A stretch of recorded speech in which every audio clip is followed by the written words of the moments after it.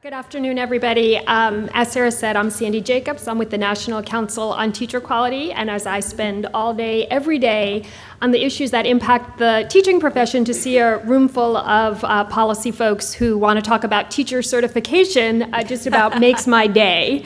And I know we've turned a corner in the policy world when we're putting attention on issues like this.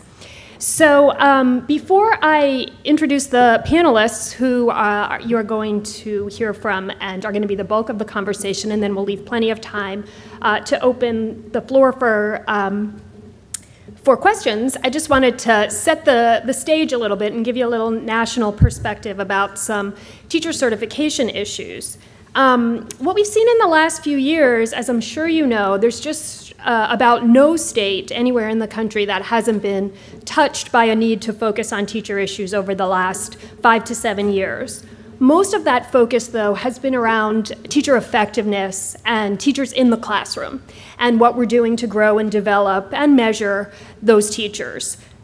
It's really just in the last couple of years that we've started to turn more of that attention to teacher preparation and teacher licensure, and looking at the pipeline and making sure that we're preparing teachers to be effective once they get into the classroom. It's all pieces of the same puzzle. And the states you're going to hear from today have been real leaders on this front. But I just wanted to give you a little sense of some of the issues. You might be thinking, oh, I don't even know what a policy issue we could focus on around teacher licensure is. Where are the points that we can make a difference? Is it about, taking the 1,000 pages of code that underpin teacher certification in our state and, throwing them up in the air and seeing where they land and starting over? Some states might need to do that and might want to think about that, but for the most part, I think we're going to try to target on some real key issues that would really make a difference on preparing teachers for the classroom. So just to give you a little framework, first, one of the things I know you're going to hear about from the panel is admissions requirements for teacher preparation. So when we think about the academic qualifications of who is becoming a teacher, throughout the country, we have not been setting a very rigorous bar for entry. And I know you've heard comparisons from other countries, Finland and Singapore and Korea. We've all heard those analogies about the top 10%, the top 15% of candidates can become teachers. And I think people tend to hear those numbers and say, wow, that's impressive, but that's not very realistic for the United States. And I think that's probably true. But that doesn't mean that we can't raise the bar and bring more rigor, right? There's a lot of room between where we are and Finland. And so just to give you a sense, right now there's only about a handful of states, only about 16 states, that either require a GPA of 3.0 or higher, or require a rigorous academic assessment like the SAT, ACT, GRE with a score in the top 50th percentile for entry to teacher prep. We can find, this is work my organization does, we can find programs in every state that are virtually open enrollment. And when we look at admissions requirements across the country, we find in most states the eligibility requirements for the NCAA to play college athletics outpace the requirements for getting into a teacher program. That just doesn't seem right. Another licensure issue that probably hasn't crossed your radar, but is one to think about, is a lot of states rely on what we call these sort of broad umbrella licenses that cover a lot of territory in what you're authorized to teach, but are very hard to know that teachers actually know that subject matter and actually know the pedagogy associated with such a broad umbrella. And I'll give you a few examples. K-8, right, a K-8 license. That means you can today be in a first grade classroom and tomorrow be in an 8th grade classroom. Today teach first grade reading and tomorrow teach 8th grade science. Very hard to imagine a teacher who's prepared to do all of those things. 19 states offer K-8 licenses. An even broader umbrella, 34 states offer K-12 special education licenses. You can go from a first grade classroom to an 11th grade classroom. Now, we're not talking about very low incidence special education kids who with severe, severe cognitive disabilities where perhaps that kind of umbrella makes sense. We're talking about LD1 kids, kids that we expect to meet the same expectations and standards as other kids. But 34 states think their teachers are interchangeable, whether they're in an elementary classroom or a secondary classroom. Similarly, 36 states offer a general science license. That means that you can teach biology or chemistry or physics. Now, there may be some people who could easily do all three of those. I'm sure there are. But it's also easy to imagine that there are people who should be teaching biology, and that doesn't qualify them to teach physics. And I think these are things that states have done to try to address shortages, but we're shortchanging kids. We're losing sight of the problem we're trying to solve. Another example are emergency licenses. Licenses that allow teachers to go into a classroom although they haven't met all their qualifications. The one qualification that I think should always be non-negotiable is that you know the subject matter. 22 states will let you teach on an emergency license for 3 years or even more without having to demonstrate you know the content. Right now, we know that there are alternative routes and lots of situations where teachers are learning on the job. They're not learning the content on the job. And again, it's not hard to imagine that those teachers who are taking that long to pass the test may never pass because they don't know the content. So finally, I'm going to end with another example that's actually some good news. If I was standing up here just 3 years ago, I would tell you that in just about every state, elementary teachers got licensed based on a test that only had one passing score. So English language arts and math and science and social studies were all lumped together. Maybe I answered every single math question wrong, but I was strong in the other areas, so I got an overall passing score. Today, 21 states have changed that, and that's just in the past few years. 21 states now say to be an elementary teacher, you have to pass a test in every subject. So we know we can change these policies, and we see them changing all the time. My organization tracks these policies. We have a report for each state, our state teacher policy yearbook. If you're wondering where your state falls into any of the categories I've just told you, we can definitely map that out for you. I'm sure many of you already know, and I'm sure it's a mix of good news and bad news in many places. But now we're going to hear good news, because these are states that have really worked to change things and make a difference. So their full bios are in your program. I'm not going to give you their full bios, but we are first going to hear from Deb Gist, who is the Commissioner of Education from Rhode Island. And then we will hear from John King, the Commissioner from New York. And finally from Gary Chartrand, who is the Chairman of the State Board of Education from the state of Florida. So I'm going to turn things over to Deborah. Thank you, Sandy. The first thing I want you to know is that if you are a policymaker of any kind, you need to know Sandy Jacobs, and you need to know the work of NCTQ. And Sandy will support you, help you, do whatever you need, answer your questions, give you information, give you examples. They do incredible work, and they have been extraordinarily helpful to us as we've led this work. So, you know, popular waves come and go in education, and we have this tendency to get excited about something and then to change our minds and decide that something else is interesting or exciting instead. Here's what we know. There is nothing more important in our schools to affect the education of our students than the quality of the classroom teachers. Then who is in that classroom?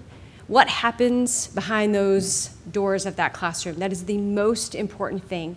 So we have done a huge amount of work as a country. We certainly have in Rhode Island on this issue, and we have to continue. We really need to keep this and not lose focus or change our minds or get excited about something else. And by the way, principals as well, because as we know, principals have a huge impact on finding and supporting and keeping great teachers in every classroom. But it is the classroom teacher that matters the most.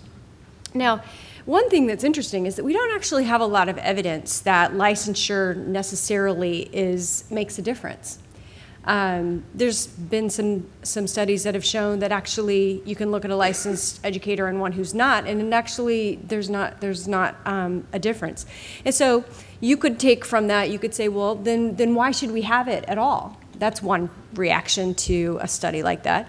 Another reaction is to say, how do we take the tool of licensure and use it? How do we make it meaningful by the way in which we implement the licensure process? And that's what we've decided to do in Rhode Island. So the first step that we took, and that was more than 5 years ago, was to raise the expectations for what it takes to get into a preparation program in our state.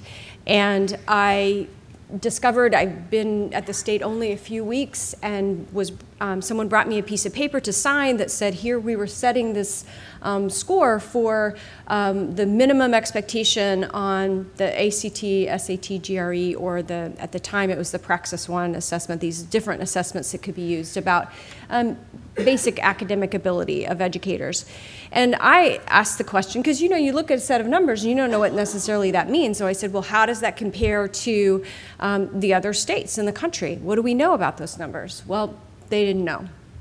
So they went back and looked and came back, and sure enough, the numbers that they were recommending to me had us tied with, we were the lowest, they would be the lowest in the country, and we would have been tied with North Dakota and Guam down there. So if North Dakota and Guam are here, then hopefully you guys have raised yours as well since then. At the time, I said, who's the highest? And the answer at the time was Virginia. And so we set ours at either at or above Virginia. I can't remember which, probably above if it's me. If it's me, probably it was above. It was above, Sandi says. So that was the first thing we did. And it was just a starting point, but it was a really important starting point. Since then, we've continued to make changes there on these expectations, and we actually have new standards in place. We've been raising those expectations every year, and actually by the year 2020, we will have our accepted candidates into our programs will need to be in the top 33%, the top third, essentially, of the country. And here's an important distinction there. So one way to look at that is to look at how your educators compare to all the other students across the country who are in education. Another way to look at that is to compare those to every other person who's taking that assessment in the country. And we chose the latter, and I strongly encourage you to do the same. This should be the top third of our students, not just the top third or the top 50% or whatever of a certain pool of students. So there are so many steps along the way, and as I said, that is truly just the first one, getting into the program in the first place. And there are so many other things about acceptance, interviews, and all kinds of things that should be done to make sure that we're getting quality candidates. It's not just about an assessment score. And then once they're in that program, you need to make sure that the quality is really high. So we have new program standards, and we're rolling out a new process this year to make sure that our programs are really high quality, and all of that work is happening as well. And then the last thing I want to say about that is that we also are looking at renewal. And how, once someone has a license and they've been teaching, how do they get their license renewed?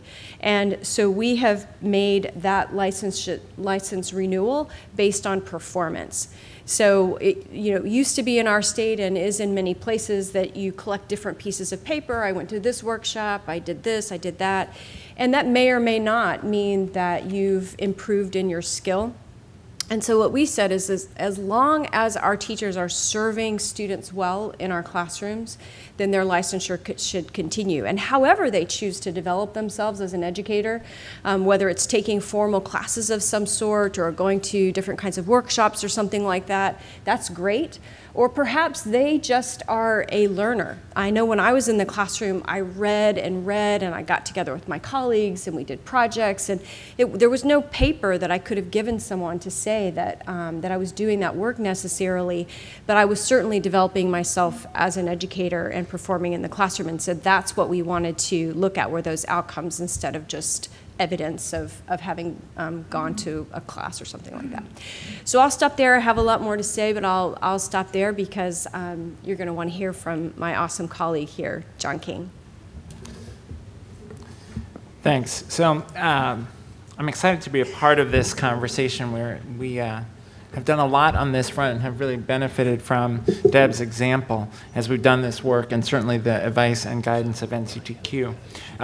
So a few thoughts. One is, I know we're going to hear from Amanda Ripley tomorrow, but her book, Smartest Kids in the World, has this important insight, which is when you look at our international competitors, one of the things that you see most clearly is that those countries that are at the top of performance, or those countries that are making rapid progress, have focused on the caliber of teacher preparation. Are they getting the best and brightest into teaching?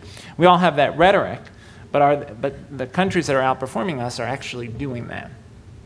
And so in 2009, our state board set out a goal to radically revamp how we do teacher preparation in New York. And one of the central principles was that we needed to ensure that teachers were actually ready with the skills necessary to help students be prepared to succeed in college and careers. Last year in New York, for example, we had a graduation rate of 74.9%. So we worry a lot about that 25% of students who aren't even leaving high school with a diploma. But even among those who graduate, just about half graduate ready to do credit-bearing college coursework. And this is probably common across all of your states, but if we look at our community colleges in New York State, a majority of entering students are required to take remedial courses, high school classes, when they arrive at college. And in our highest needs communities, that number can be 90%. Imagine walking onto a college campus and 90% of the entering students are told to go down the hall to take high school classes for which they and their families will pay college prices. Right? We're doing high school twice for many of our students. And so fundamentally, we thought improving teacher preparation would help us to bridge that gap between our goal of college and career readiness and where we are. So we've done a number of things, one of which is to significantly raise the bar for what it takes to get teacher certification in New York. So we had a prior system where we had a set of teacher certification assessments that basically everyone passed. The pass rate was 96%, 97%, 98% on many of our certification assessments. And it goes to Deb's point about why licensure doesn't seem like it matters much. Well, if there's no rigor to it and you automatically get it, well, it's not surprising that it doesn't matter very much for teacher effectiveness. So we changed our certification assessments with three principles in mind. One, we need folks who have strong literacy skills if we want students to have strong literacy skills. And we went from an assessment that basically everyone passed to one that has a pass rate that's just below 70%, which is still high, but indicates that there's a whole set of students who otherwise would have left teacher preparation, gone on to schools, and not had the reading and writing skills necessary to prepare their students to be successful. Second, we focused on content knowledge. Do students have the content knowledge they need? Sandi made the point about elementary teachers. This year is the first year in New York that you're required to pass the math portion of the certification exam. For years, we allowed teachers to compensate for failing the math section with their score in another section. And when I visit schools, as we work to raise standards in New York, one of the things I hear most often from elementary principals is anxiety about the readiness of their elementary teachers to teach to higher math standards because they don't have the math content knowledge they need to teach their students effectively. So that was the second piece, to change our content expectations. And the third, we adopted a performance-based assessment that looks a lot like national board certification, but for new teachers, where teachers have to submit video of their classrooms. They have to write about what's happening in their classroom. They have to submit examples of the kinds of work that they ask students to do. And that performance-based assessment, called the EdTPA, has created quite a stir on our teacher preparation campuses, because many of our campuses do not focus very much on what happens inside of classrooms. I was a high school social studies teacher. I often say there were lots of great things about my preparation. I went to Teachers College at Columbia. It was a great experience. First day of teaching 10th grade global studies, I noticed there was something missing in my teacher preparation. We'd never talked about classroom management. Turns out, first day of teaching 10th graders, classroom management is a pretty important thing to have some knowledge about. But that's an example of how, in many places, teacher preparation is focused purely on the theoretical and not enough on the practical of what you need to succeed in the classroom. So the result of these shifts in our certification expectations is that last year we certified in New York 11,000 teachers. The prior few years it had been 15,000. And part of the reason for that drop is that some folks who would have gotten certification before didn't this year, or chose not to pursue it because they weren't serious about the level of preparation that was required. And so now Ed School Dean asked me the other day, am I worried about the shortage that will create?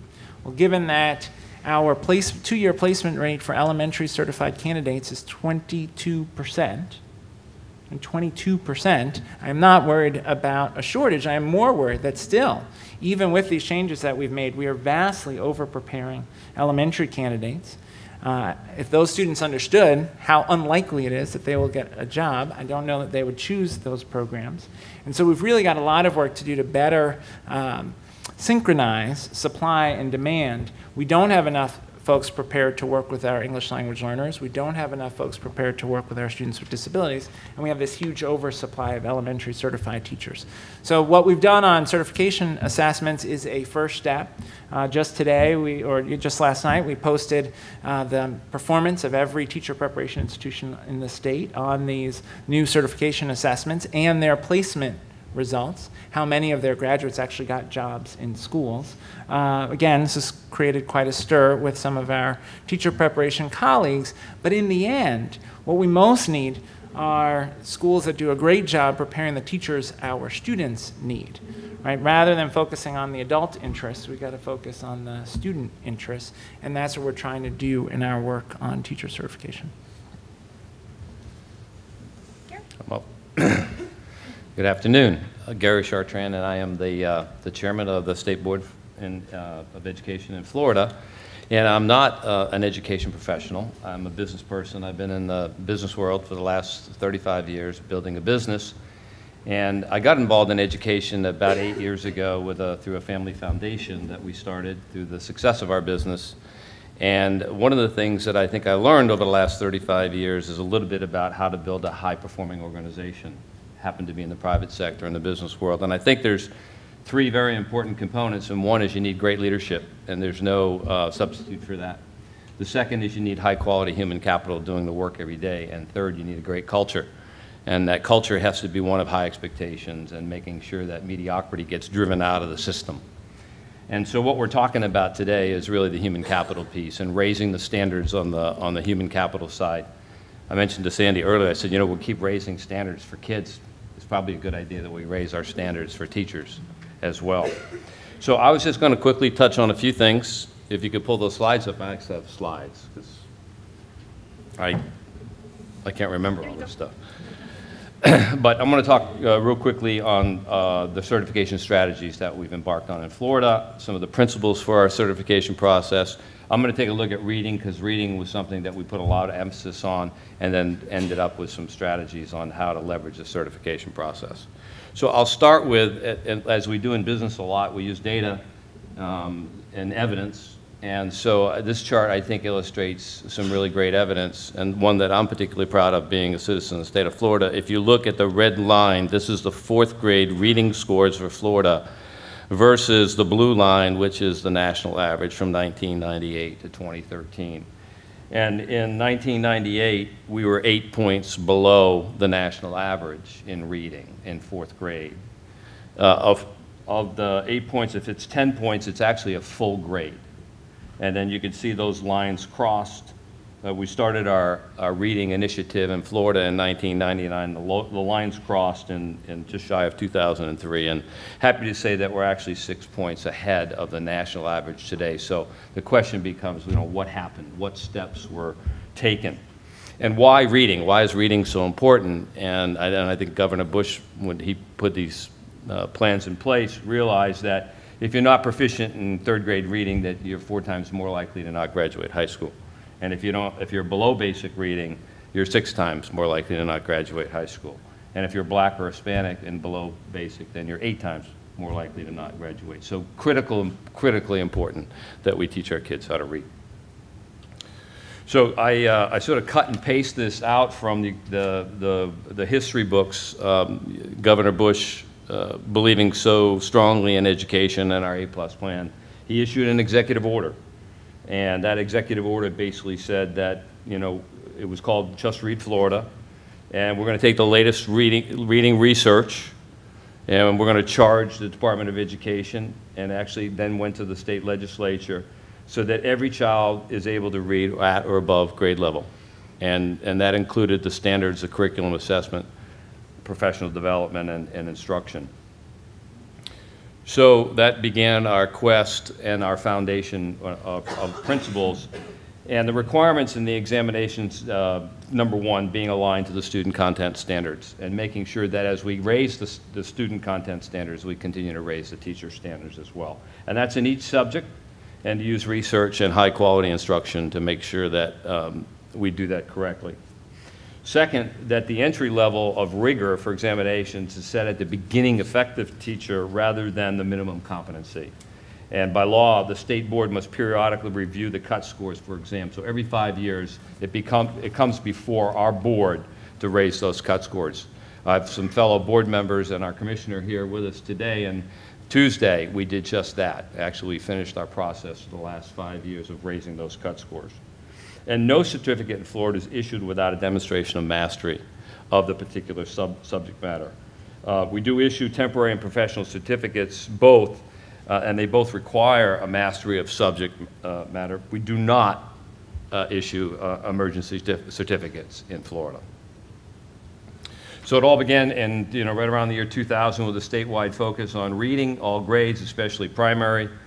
The certification structure was leveraged, and a new endorsement was created in reading that any teacher could earn. And that reading endorsement was embedded. It actually included 5 courses that the teacher had to go through to become certified. The state resources were used to ensure consistency and quality, created and packaged endorsement training, monitor delivery, and then work directly with districts and coaches to implement it. And today, there's almost 28,000 teachers currently holding the reading endorsement. So we really expanded the capabilities of teachers to be able to teach reading through this process, which I think has had just a tremendous effect, and I think through the evidence in the slides. And here's also more evidence that this is the percent passing, not the NAEP scores, but actually our FCAT, our own testing or assessment in Florida, and FCAT 2.0. And if you go all the way to the bottom, you'll look, the 2 slides, the blue being 2001, the red being 2004. 2001, those 3rd graders were taking FCAT, the FCAT exam, and in 2014, they were taking FCAT 2.0, so a much harder exam. You see that. We'd like that to be a little bit higher, but we see we're at the same place for reading proficiency.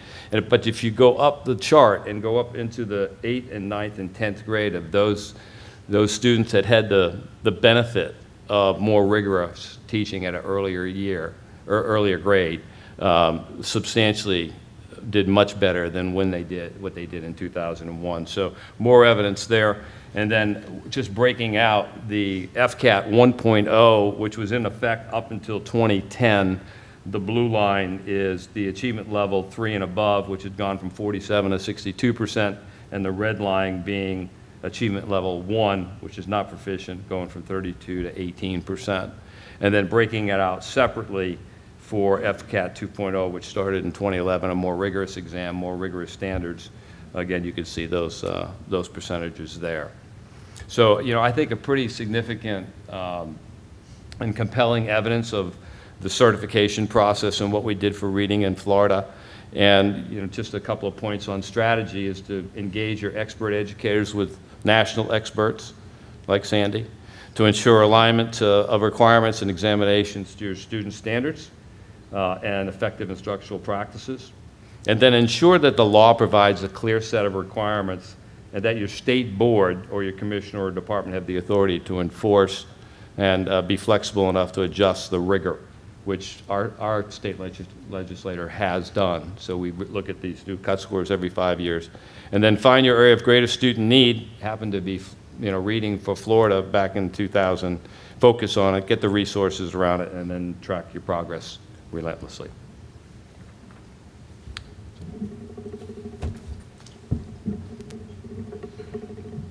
Thanks. So before we open the floor for questions, I'm just going to ask each of you a question. Knowing that we have a policymaker audience, can you talk a little bit about how the sausage gets made? I think Deb and John, both of you have accomplished a lot of this through the regulatory process, separate than the legislative process. And I think in Florida, it's a bit more legislature involved.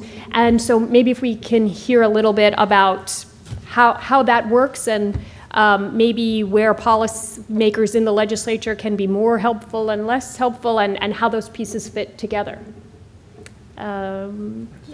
Sure. Yes, so every state has a different structure, and I'm sure you know yours well. So some states have a separate board that handles professional licensure, and some state boards handle it. Some has to be legislative versus regulatory. So it's going to depend on your own structure. We're very fortunate in Rhode Island in that the State Board of Education has the ability to set regulation that holds the force of law and has all the authority over teacher licensure, so that's very helpful. I'll just give you a quick example that I think is an example of the importance of making decisions about having high expectations, acting quickly, but also listening. And it's an example of where I probably didn't do it quite right, but it kind of worked out in the end anyway. And that is that very first year when I'd only been there for a few weeks, and I raised those standards and said we were going to go from the lowest to the highest. What I didn't expect was the reaction that I got from my higher education community. They weren't very happy. I mean, I looked at it and I said, who has the authority to do this? Do I need to go to the board? No. So all I was doing was like sign this paper and we can get this done. And I was like, this is great. Sign the paper. I didn't expect the reaction. Clearly now that was a giant oversight. But I did get a huge reaction from the higher education community because this has big implications on them and their practices and their numbers of people in their programs and all kinds of different things like that. And so we sat down together and I agreed with them that we would make that change from the lowest to the highest over 2 years instead of 1. And so I think it's just a matter of knowing who all the policies that you're setting, who that's going to affect, being aware of that, communicating, listening, and always being willing to make an adjustment to make it more palatable for folks so that implementation goes well. Just a couple thoughts. One is we have a state board of regents that's appointed by the legislature, staggered terms, and the board committed to this reform effort in 2009 and has really been steadfast in support of it, which has been critical. Very helpful was that New York was successful in Race to the Top, and so we had resources that we could deploy to encourage our teacher preparation faculties to do professional development, to raise the standards, to better address the needs of students with disabilities and English language learners, so forth. So we've spent about $11.5 million across our public and private institutions on collaborative professional development for faculties. That has helped.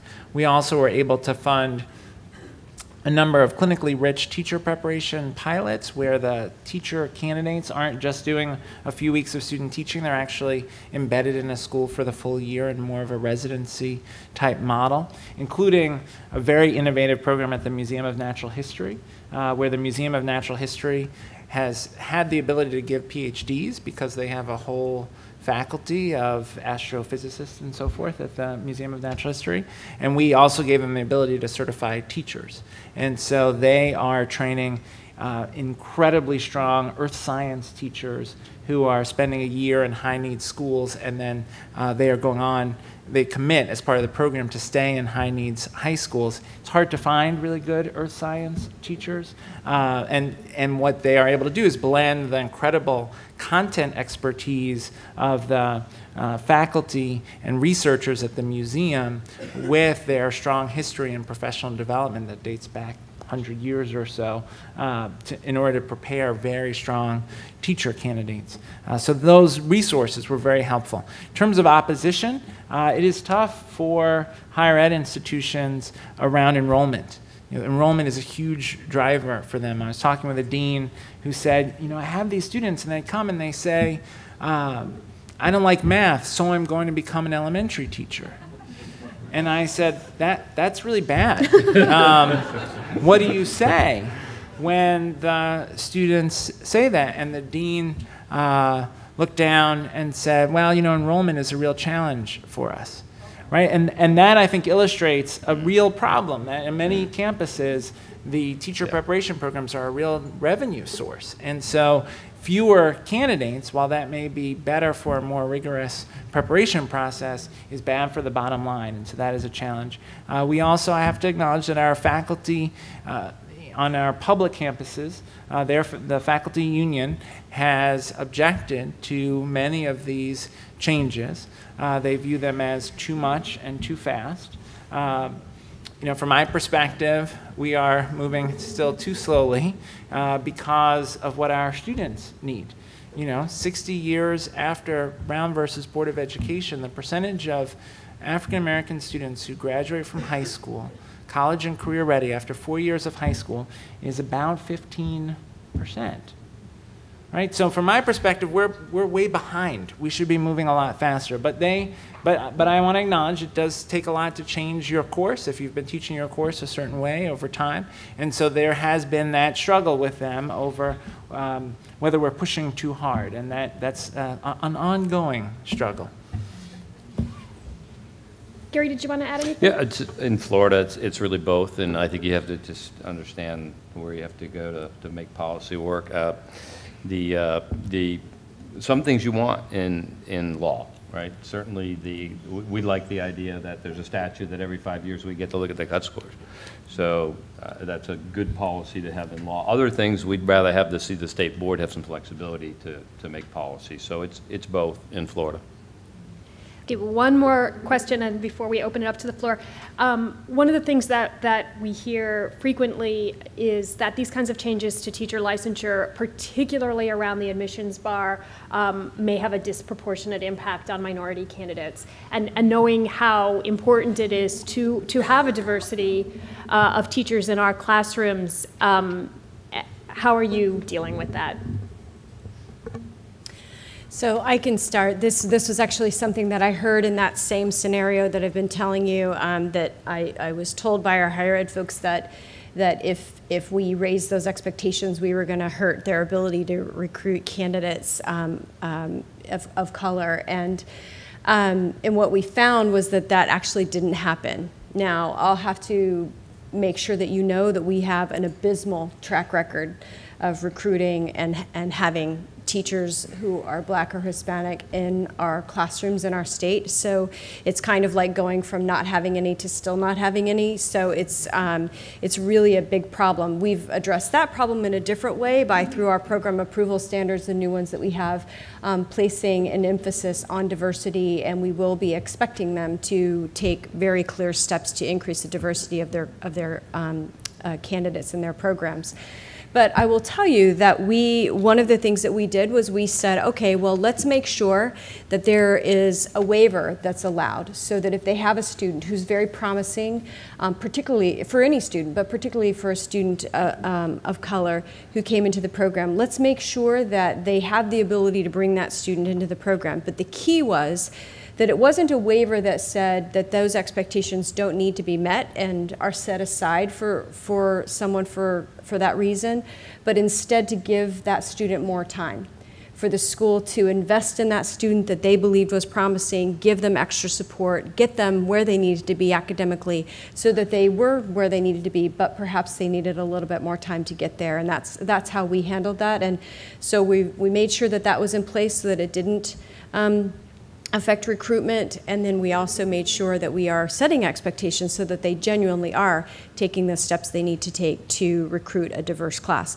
But when we put that policy in place, it did not have an impact on the diversity of our teaching candidates.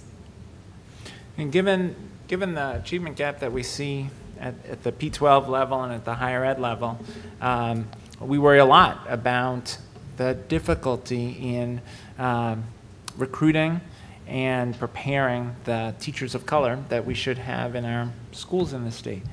So the real question to me is, so what do we do about that problem? You know, we at the department, we are unique in that we also license 50 professions. Licensing is a responsibility of our department. And in the other professional areas, people don't say, well, you know, in order to recruit more nurses of color or in order to recruit more architects of color, we should have a different set of standards, right? The question is, how do you get folks to the standards, exactly as Deb described? The schools that are smart about it, and you know, we have a role to try and encourage more schools to do this. The teacher preparation programs that are smart about it are doing one of two things. Either more time, so that is if the students are staying another semester or they're staying longer or they're taking more courses so that they can get them where they need to be in terms of their academic skills, their content knowledge, and their readiness for their classroom.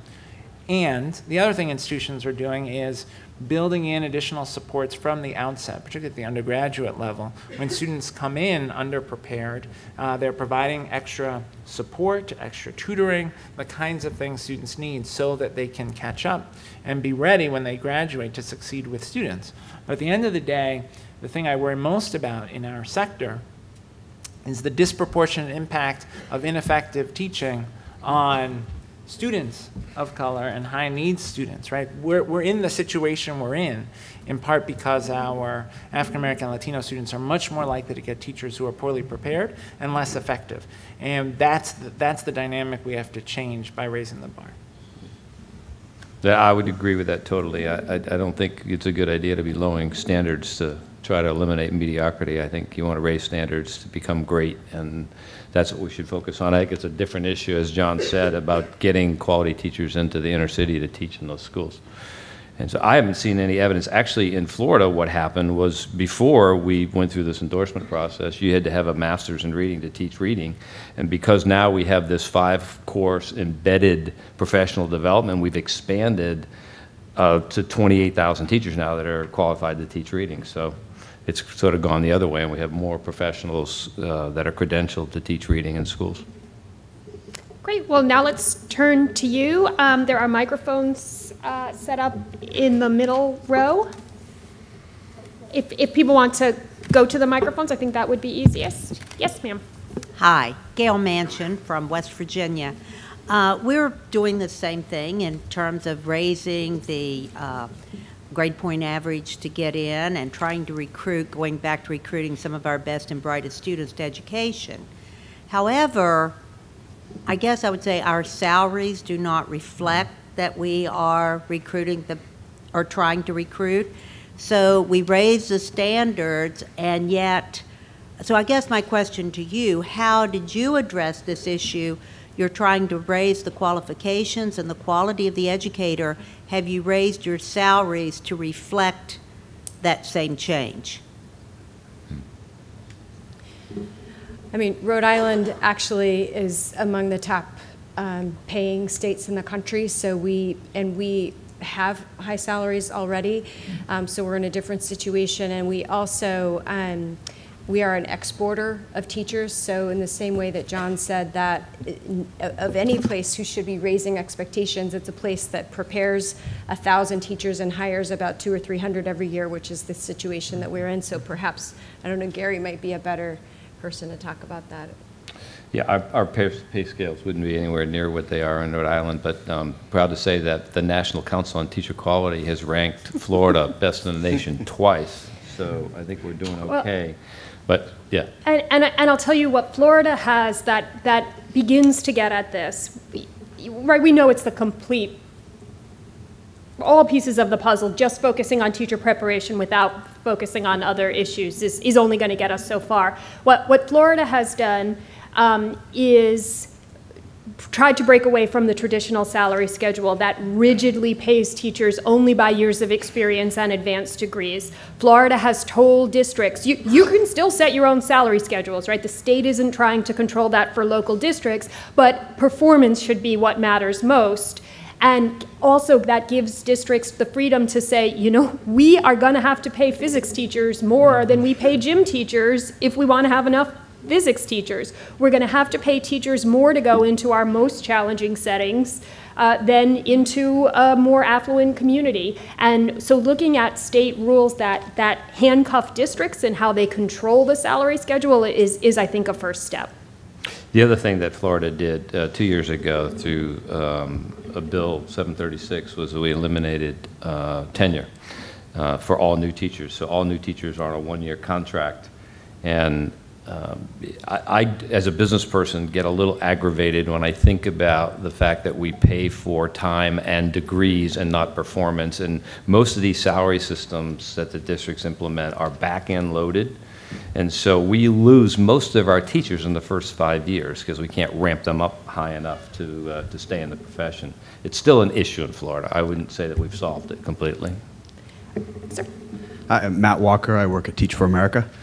I think an important set of data that a handful of states are doing are following and keeping track of the teachers from teacher preparation programs and then evaluating the teacher preparation programs based on the people out in the field. And I wonder if Commissioner Gist, if you could talk about that a little bit, and then maybe Sandi, talk about how that's working in the country. And I personally wish more states were doing it than the handful of states that are doing it. Maybe you could talk about nationally how that could work. Yeah.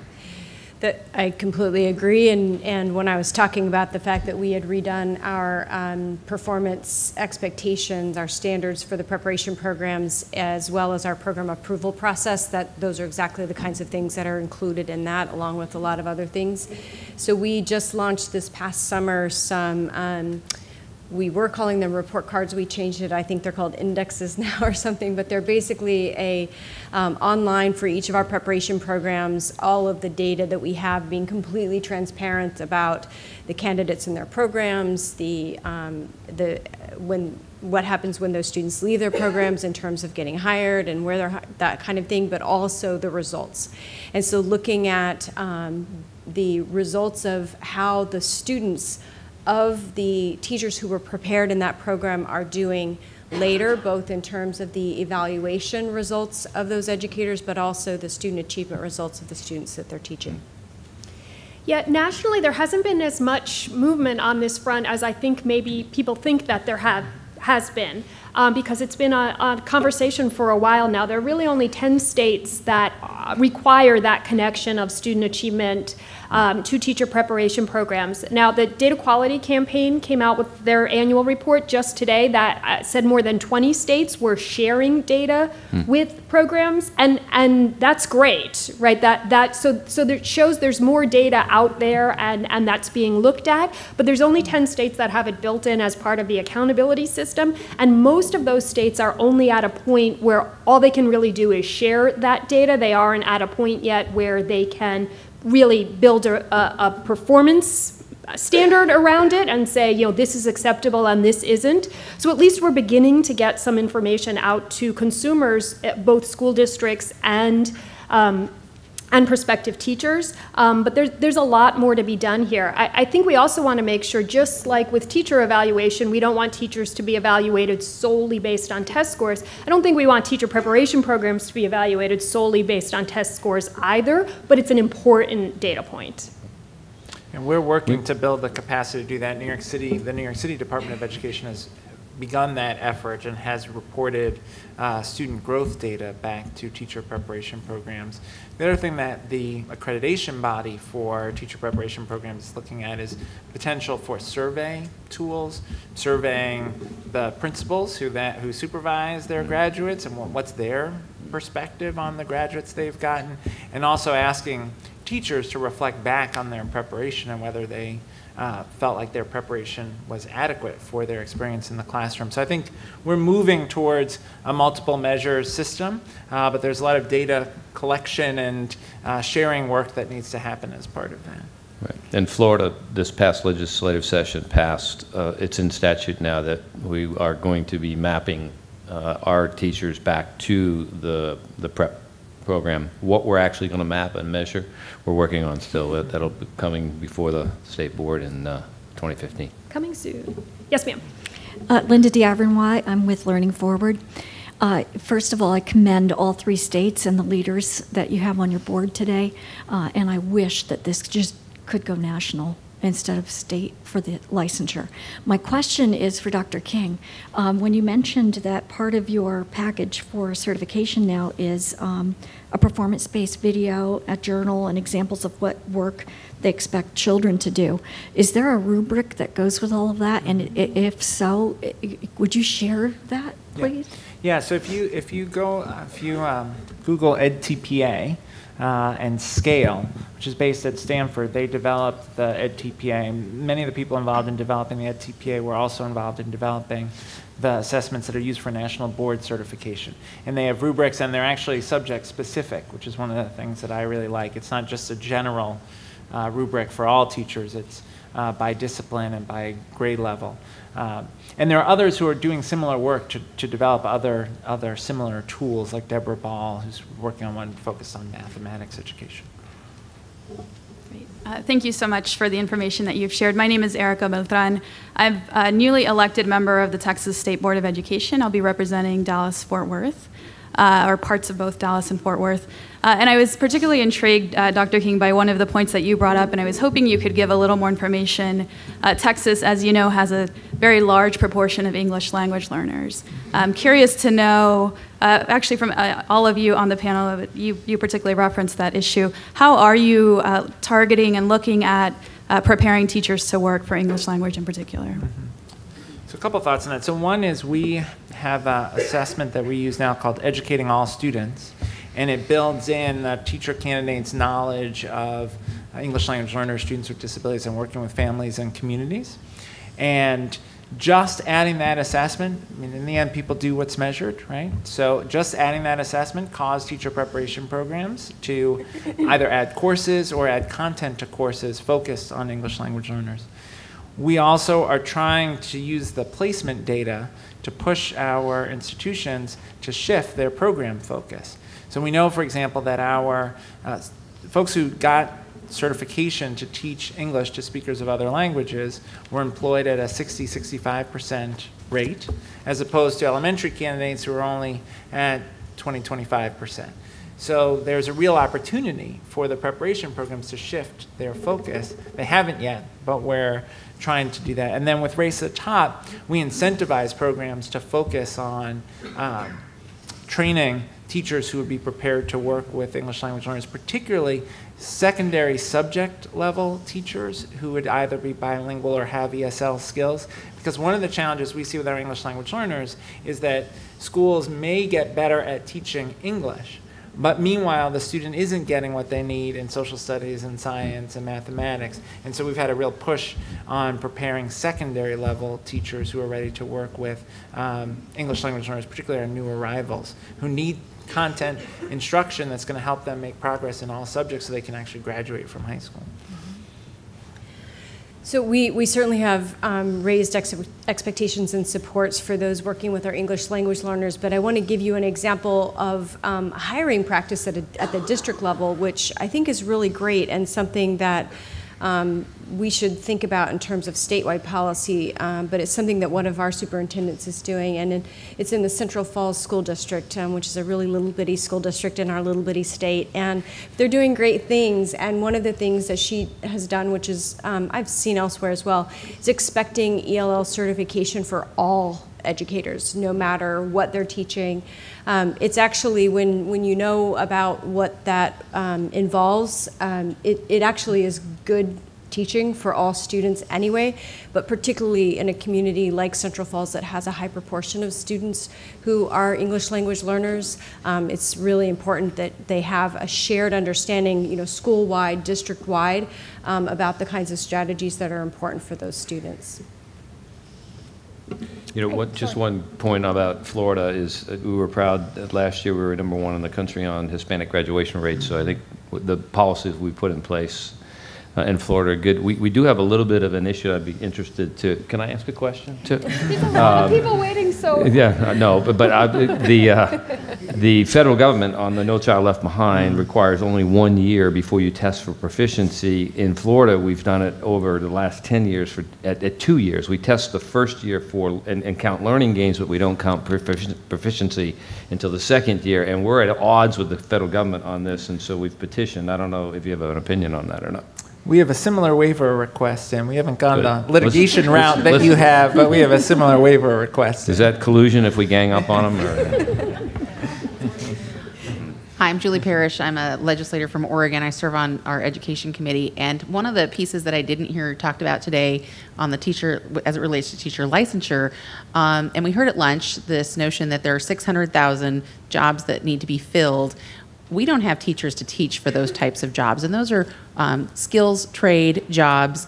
They are jobs that require skills that your teacher preparation programs are not teaching teachers to teach. And so, for an example, in our state, we're putting forward legislation this year to offer coding as a world language requirement. We need 10,000 coders in the state of Oregon. We have Intel and big companies there that need those jobs. We don't have teachers who can teach those skills. And I have a high frustration in my state where, you know, we hear it a lot in our education committee where people tell us that the generation, my kids' generation, is going to be less educated than the generation who's walking out the door of the workplace. And we are not making connections to bring those folks in. And I think about somebody like my father-in-law who has multiple degrees, was an aerospace engineer at Lockheed, does not need the retirement structure or the health care, and can't go and teach. And he's certainly not going to spend $35,000 to get through a teacher preparatory program to go and teach in his twilight years, when we should have pathways for people like that who want to teach. Or somebody like my husband who has an engineering degree from West Point, has taught in the university and cannot teach our kids. But our school district lets him teach after school robotics programs, but he can't do it during the school day. Something has to change, and that's not being talked about at any ed conferences. If we want to fill those skills trade gaps, we have to make room for teachers who have those skills, who can come in and teach, because your English teacher isn't going to teach these kids how to code. So there are a number of states, Arkansas is the one that comes to mind, that have set up what they call an adjunct license, which it isn't a full-time license. I think you can teach up to 4 classes a day, but it's exactly for those kinds of people who are absolutely under no circumstance going to go through a teacher preparation program, right? But they have some really deep content that we need, that the school needs. And what Arkansas has done that I think is really smart, that as part of that license, there's also a classroom management module that goes with it, so they're not just pretending that all you need is that content and it's going to be enough. They know there's some other things, but there are a small number of states, and Arkansas is a really good one to look at. And we have as well. We actually have 2 different certifications: a visiting professor, and then I can't remember what the other one's called, but 2 different ways that people that, like your father that you're describing, can be a part of the work. And then I also think it's important that we have alternative programs, because the truth of the matter is that higher education institutions, some of them do an amazing job, but they just are big and they don't move quickly. And when you talk about something like coding or other things that happen, and then, you know, it might take several years for them to get going, but if you have alternative certification programs in your state, they do tend to move. They're just more agile. We've got a pathway to licensure for folks who are coming with a career background. The challenge I see is that district collective bargaining agreements often are very specific, that only unit members can teach courses. And that poses a particular challenge when you're trying to introduce courses that no member of the current unit can teach, right? Like the coding course or the new CTE program. The other thing is that we have a model that assumes that the teacher is going to be there the full day and teach a full schedule. But in fact, we may not be able to get the person who can do coding to become a full-time teacher because coding's pretty lucrative. And so, but if we can get someone to go 3 quarters, 1 quarter because they're, they work for Cisco and Cisco is partnering with a school district, then shouldn't we encourage that and shouldn't we make that easier to do? So one of the challenges is figuring out how do we get labor management agreements that build in some more flexibility. And that's the real roadblock, I think. So thank you. I'm an educator from Portland, OR, and we have a tremendous shortage of teachers of diversity. And so I have a comment and a question. For comment, I don't know if it's a question of chicken first or egg first, that the diverse students of color, they are not supported enough in K-12. And so their standard, when you're trying to pick the top 10, 15%, they don't go there, they don't get there. So, and then the question of how to support, I don't think, as Commissioner mentioned, that time is going to do anything in higher ed. It's the support that's in place while they're in programming college. They need more support than white students. So whether that started from the teacher not giving enough attention in K-12 or in higher ed, we're still playing that game of round the circle, doing the same old thing. So support is what I think is important, not just the time, but also the other thing is recruiting.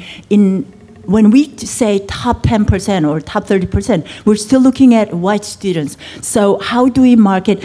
Do we market enough? Do we raise enough incentives for students of color to want to go to teacher college? So I completely agree, and by saying more time, I wasn't suggesting that we thought that merely a year or two passing is going to make any difference, but rather during that year or two that the support is happening, the extra assistance to bring up those academic skills so that the students are at the level that they need to be fully in the program. But the other thing that we've done is, I mentioned it, but in our program approval, having expectations for our programs to increase their diversity and being very intentional about that.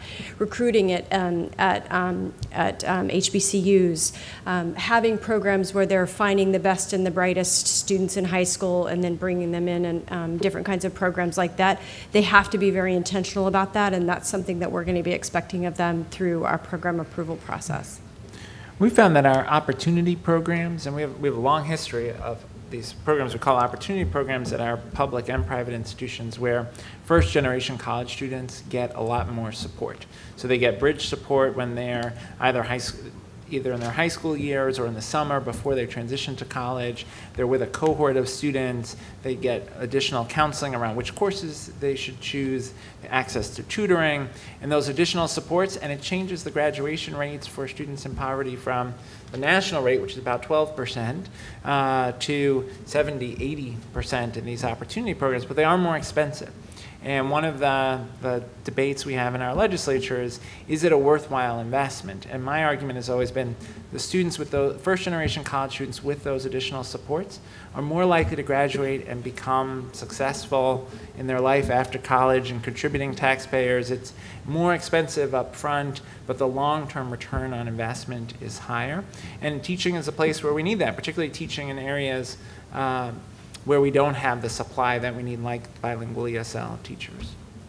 So I'm told we only have time for one more question, and you guys have been waiting so patiently, so we're going to see maybe they're quick questions and we can squish more than one in. Then I'll try to be quicker. I'm heartened that the teacher prep programs are increasing in their preparation for teachers to teach literacy. And I'm from Colorado, and we have done likewise. Research is showing that math skills are actually, the literacy is necessary, but it's not sufficient.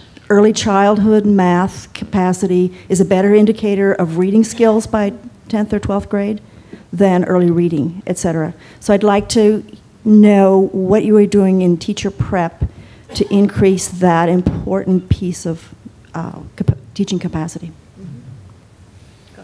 Yeah, I mean, for us, one of the biggest is this requirement that teachers demonstrate math skills for elementary certification.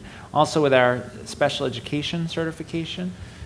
In some states, as Sandi mentioned, some states you can get P12 special ed certification. It's very unlikely that you'll have strong content knowledge across P through 12. And so we break out our special ed certification into grade level bands and then require content credits and content exams in order to demonstrate that you're ready to teach the content of those grade levels. But you're exactly right. Math preparation is a huge gap. And one of the things that the preparation programs struggle with is oftentimes the faculty who teach the math courses aren't necessarily talking to the faculty who teach the future math teachers. And so there isn't a coordinated strategy around not just knowing the content, but knowing how to teach the content, right? Why might a kid struggle with, what are the common reasons kids struggle when learning to divide fractions, and what do you do about that, right? Which is not just knowing how to divide fractions, but knowing something about pedagogical content. We look at a lot of prep programs, and what we see is a lot of elementary teachers either have to take calculus or they have to take the equivalent of elementary level math, and neither of which are what they need. What they need is that deep, deep dive into that content to really train them how to teach it. It's a real shift at the preparation level that's needed. In Florida, we have, over the last 4 years, increased the examinations for all the STEM courses that are out there. So that's just not just reading, but it's STEM as well. I'm really torn on this issue. So the question up front is, should principals be given more autonomy to be able to hire talent rather than hiring licenses? So the background on this is I'm a career changer. I retired from the military 2 years ago. I was told no a number of times to come into the teaching profession, and I just got lucky at the Noble Network in Chicago. That they said, we hire talent, we don't hire credentials.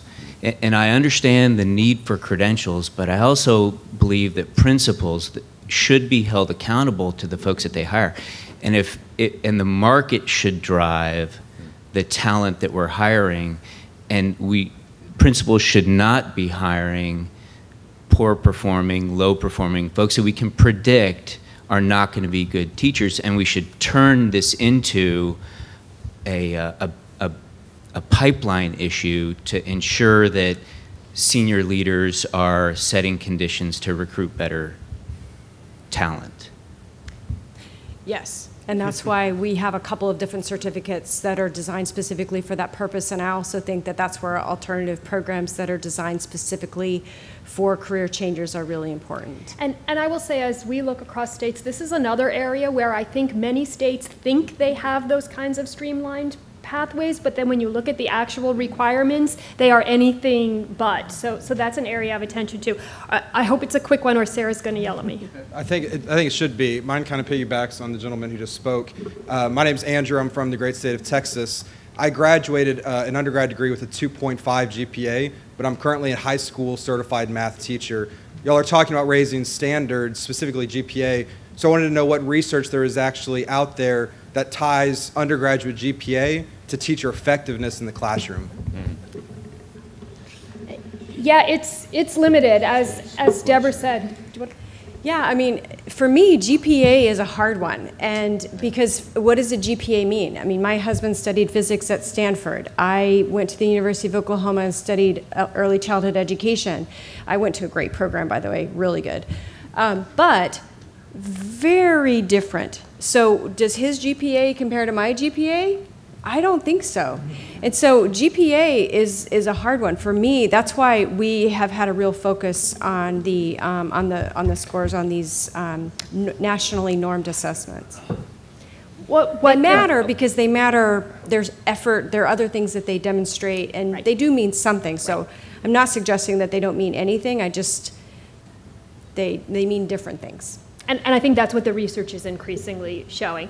Well, I think we're going to have to wrap it up. I'm getting signals from every direction, but please join me in thanking this great panel.